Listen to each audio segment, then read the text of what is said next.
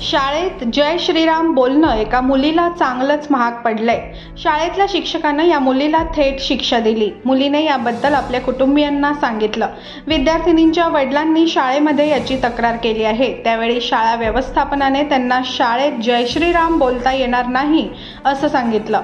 विद्यार्थ्यांना ओरडा पडला। त्यानंतर शिक्षकाने संपूर्ण वर्गासमोर तिला हात वर करून उभं केलं।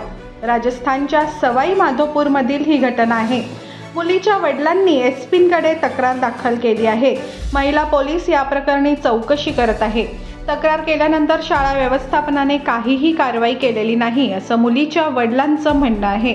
त्यांना शाळेत जय श्रीराम बोलता येणार नाही असं सांगितलं गेलंय। मुलीला शाळेत सगळ्यांसमोर शिक्षाही दिली। त्यांनी पोलिसांकडे न्याय मागितला आहे। मुलीचे वडील मुकेश योगी यांनी पोलिसात तक्रार दाखल केलेली आहे। मुलगी चंचल योगी राधाकृष्णन स्कूलमध्ये 6व्या इयत्तेत शिकते। 4-5 दिवसांपूर्वी मुकेश हे चंचलला सोडण्यासाठी शाळेच्या बस जवळ गेले होते। त्यावेळी मुलीने त्यांना जय श्रीराम म्हटलं, ज्यावर नाराज होऊन कंडक्टर महावीर आणि टीचर तिला ओरडले। शाळेत पोहोचल्यावर मुलीला शिक्षा म्हणून हात वर करून उभं देखील केलं।